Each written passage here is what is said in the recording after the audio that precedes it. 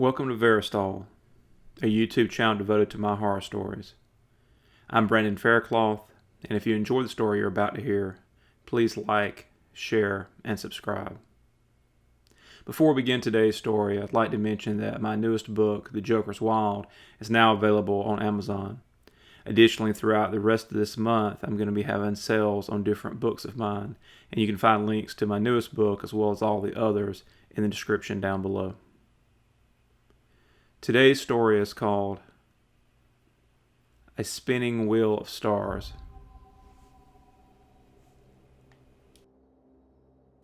When I was 9, I stayed with my Aunt Tabitha for the summer.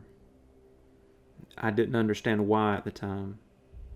She was a nice enough lady, and I liked her with that vaguely nervous affection that children reserve for relatives they're familiar with, but don't see often enough to truly be at ease. But my parents had never left me with her. In fact, I'd never been alone with her at all, I don't think. When my mother gave me a hurried hug and kiss goodbye before darting back into the car like a startled bird, I felt my stomach tighten.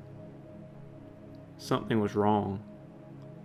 Not just leaving me with her younger, quirky sister, but something else. I'd ask her on the trip out to Tabitha's what was going on, but she'd brushed it off with a harried sigh, saying that her and Daddy just needed some time on their own, and it was high time I got to know my aunt better. I found out years later that my father was checking himself into a 90-day rehab center. Not by choice, really, but because Mom told him she was leaving him if he didn't. The rehab worked, for a while at least. They wound up not getting divorced until my senior year of high school.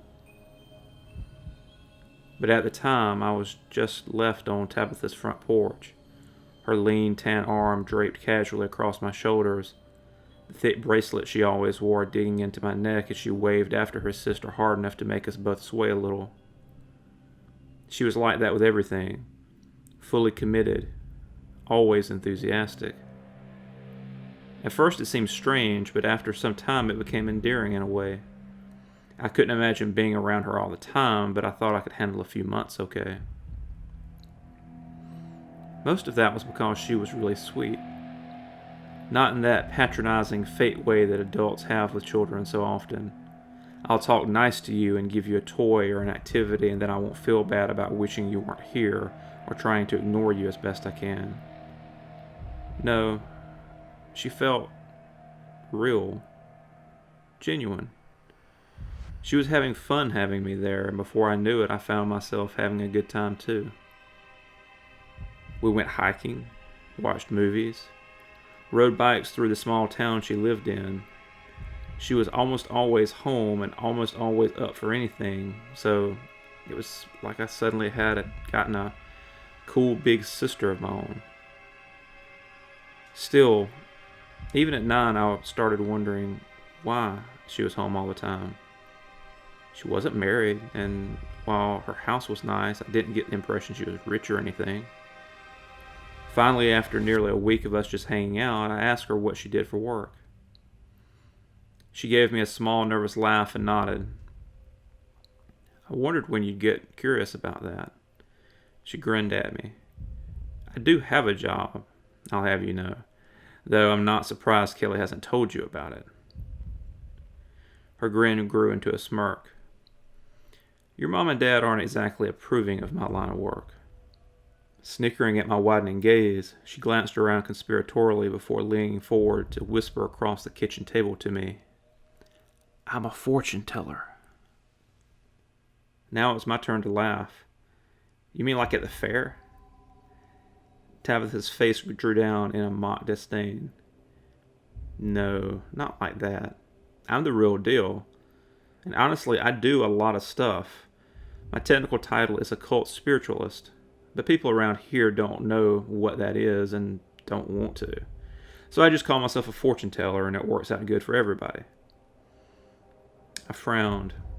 Okay. And people pay you for that? She pouted out her lips as she poked me in the ribs. Hey, I'm actually really good at it.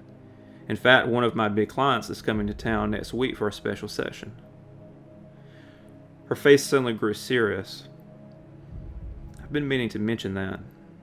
It shouldn't take more than a couple of hours on Wednesday, but if you can stay in your room while they're here, it'll be a big help. Cool? I nodded. Cool. I wanted to ask more questions. Did she have a crystal ball? Did she read palms? Did she use those cards like I saw on that TV show that time? And what else does she do other than tell fortunes? In the end, I kept my questions to myself. I didn't want to bruise this new friendship that was growing between us, and I think I could sense that despite her joking around, she wasn't that comfortable talking about it with me. I wasn't sure why. It sounded pretty cool and interesting to me, but something told me just to leave it alone for the time being. I could ask more some other time. When Wednesday came, I was up in my room as soon as the first car pulled up. A large gray van with two dour-looking men inside. Tabitha looked in on me a minute later, favoring me with a big smile and promising that we'd go for ice cream as soon as she was done. A few minutes later, I heard people coming in downstairs. Tabitha's large dining room was directly below my own, and I knew that she had spent the morning cleaning it and removing all of the furniture except for the long, heavy table at its center. I imagined those people I hadn't seen, plus the two men I had, clustering around that table doing some kind of seance or something. I wanted to laugh about it, but I couldn't. It wasn't quite funny, because it wasn't quite a joke. I don't know how I knew that. Maybe it was how Tabitha had looked when she talked about it, or how serious she became as she prepared. But I knew that whatever they were doing downstairs, they were doing it for real. When my aunt came to my door half an hour later, at first I thought they had just gotten done sooner than she'd expected. But then I saw her face. Pale and drawn, she looked at me with nervous eyes that looked on the verge of tears. I went to ask her what was wrong, but she shook her head and put a slender finger to her lips. Stepping inside, she shut the door behind her and spoke softly, as though afraid her voice might carry too far. Maggie, I need to ask you about something. A favor, I guess. She stopped, her eyes widening. But only if you want to. Shit. I'm sorry. Look. These people. Tabitha gave me a weak smile. They're having me do this ceremony, see? Something really special and expensive. I had a guy that was supposed to come. He was unconnected to all of this, doesn't know anything about it. Well, he's not coming. And this thing, it has to be done right now. Her eyes darted around, and now she was crying a little. Shit, kid, I really hate to ask you to do this. But you're the only one here that isn't involved, and that's important for what you'd have to do. I was confused and nervous. I didn't mind trying to help, but she was making me scared with how she was acting. I got that she didn't want to make these people mad if that was her job, but what if I messed something up? I blurted out that last, and she wiped her eyes as she shook her head. No, honey, it's nothing you can mess up. All you have to do is put your hand on a little wheel and spin it once. That's all, but her eyes fell from mine. Your other hand would be on a man's arm. A man that died a while ago. She looked back up at me. He's not gross or anything, and you'd only have to touch him while you spun the wheel. I was just staring at her. I wanted to believe this was some kind of joke, but I knew it wasn't. She wasn't just upset, she was scared. Aunt Tabitha, I don't want to do it. I'm scared. She smiled and nodded. I understand, sweetie. I do. But I'll be there, and I promise nothing bad will happen. It'll be over in just a couple of minutes, and then they'll all be gone. I swear. She watched me for a moment before going on.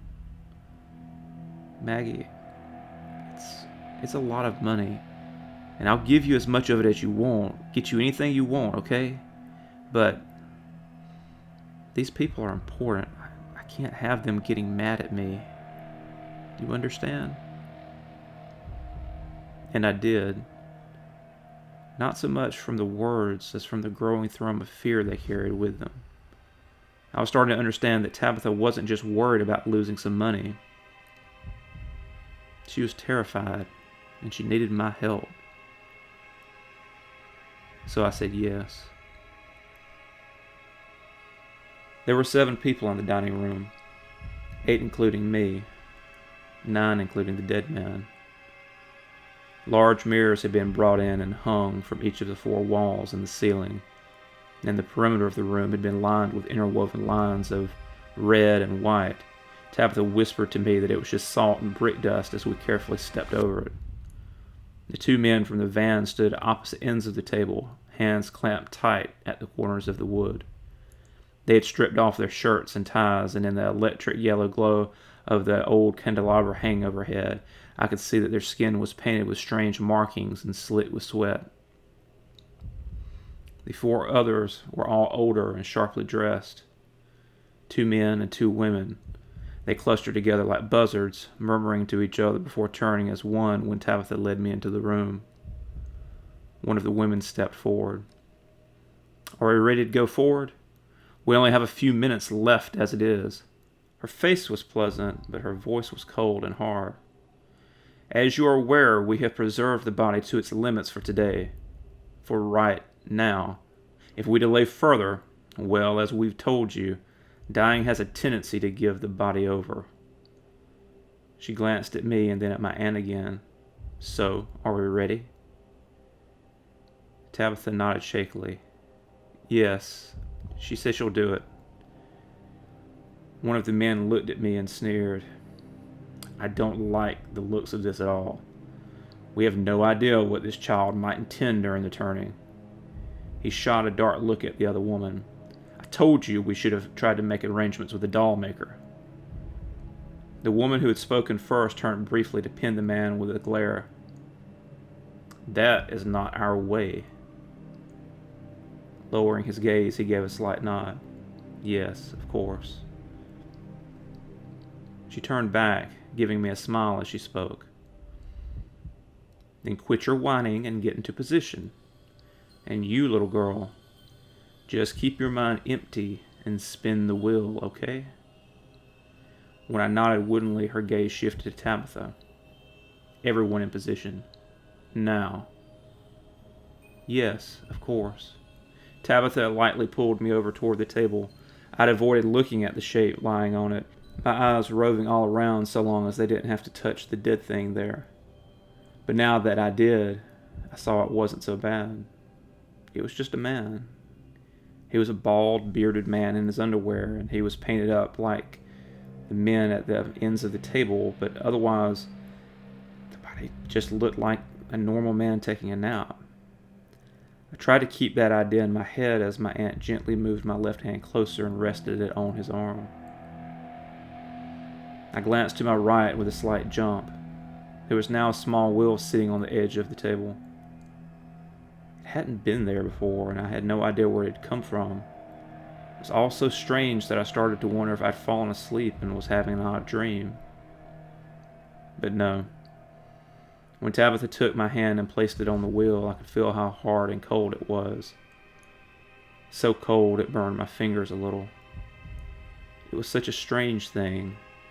Lines and curves of black wood wove this way and that, spanning out to form a rough circle with an axis of silver at the center. It reminded me of both a prize wheel at the fair and something off the coach of a fairy princess. But then as I touched it, the 4 buzzards began to sing. Tabitha began to say words in some language I didn't understand. And the wheel, it became full of stars. All of these points of light opened in the wood, bright shafts of light spilling from them in every direction. I wanted to let go of the wheel. Its cold was burning me, and the light was so terribly bright.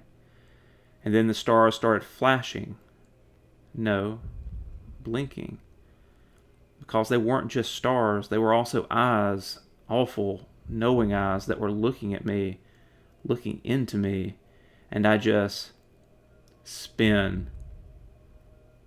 I pulled, and for a moment everything was still except for the bright kaleidoscope of light flashing across the walls, the mirrors, and the cold, cruel faces of the strangers in my aunt's home. As my one arm fell to my side and Tabitha gently held my other on the dead man's skin, I forced myself to keep thinking the thought that had come into my head as I spun the wheel. Soon this would be over, and I would be free. Suddenly, the twirling lights began to dim, and then turn a brilliant violet before dying out. It wasn't just the star wheel, the room was plunged into utter darkness, despite the fact that the afternoon sun had been visible just moments before. I began to scream, but as soon as I began, I felt a hand clamping around my mouth as I was pulled back to a corner of the room. Not that it mattered. I wasn't the only one screaming anymore. That room stayed submerged in darkness for I don't know how long. I heard screaming and shouting, and at one point I thought I saw a dim flash of green light on the other side of the room, though it may have been a trick of the dark. What wasn't a trick was the breath I felt on my face as something leaned near. I could feel it, squatted down just inches away. I had time to wonder if it could see me there or just smell me sitting there, huddled against my trembling aunt and more scared than I ever knew was possible. That was when it spoke to me in its raspy voice. "Thank you, child. You have freed me." And then it was gone. A few moments later, the room seemed to pass back into the day it had come from.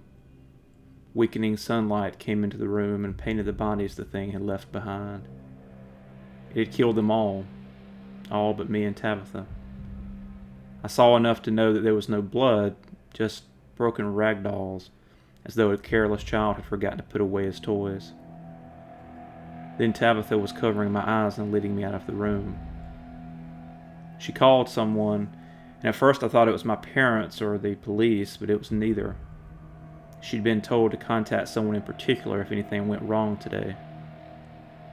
When I asked her who it was, she just shook her head before glancing at me. "I don't know, Maggie. Someone from where these people were from, I think. It's a town called Empire, far away from here. They said for us to leave the house for the next 6 hours and it would be done. Go get your PJs and toothbrush. We're going to be staying at a hotel tonight, okay?" And that's what we did. We ate dinner at a hamburger place and then watched movies in the room at the town's one and only hotel. Neither of us talked about it anymore, and I wasn't surprised when we went back the next day and the house was back to normal, with no sign anything had ever happened there at all. That night I called my mother and asked to come home. When she protested, Tabitha got on the phone and told her it was for the best. She loved having me, but some things had come up. Mom was irritated, but she finally agreed to come get me the next morning. But instead of taking me home, I got shuttled off to my grandparents until the second week in August. Strange as it was, I found myself missing Tabitha quite a bit. We talked on the phone a couple of times after that, but it was never the same. When she cut off contact with the rest of the family a few months later, I almost told my parents what had happened when I'd stayed with her, but something held me back. It might have just been that they wouldn't have believed me, or the power of some residual loyalty to my aunt from when I'd promised her I'd never tell as she hugged me goodbye. But perhaps I didn't tell because telling brought it all up again, made it more real. And more than anything, I wanted to make myself believe they were just memories that were fragments of some childhood nightmare. And then last week I came home to find a dead woman laying in my living room floor. A bald man with a gray beard squatted beside her, his eyes dancing with unnatural light as he watched me enter the room. I already recognized him before hearing the same voice that had curled against my cheek in the dark all those years ago. "Hello again, my child." I wanted to back up, to run away, but I found I couldn't move. Or rather, I could, but only forward, as despite my straining, terrified efforts, I was slowly walking closer to the thing and its corpse. It gestured to me, and I fell to my knees beside the body. The man skinned back his lips in what I guessed was a smile, and then gestured at the small black wheel that was now standing beside me. As its flickering eyes locked onto mine, I felt my left hand drift over to the woman's clammy thigh. Licking its lips, it gave me a small nod before speaking one last time. Spin.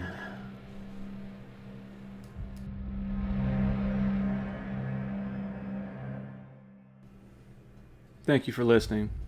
If you've enjoyed this story, please like, share, and subscribe. And for more information about my books, news, and updates, please visit Verastahl.com. Until next time.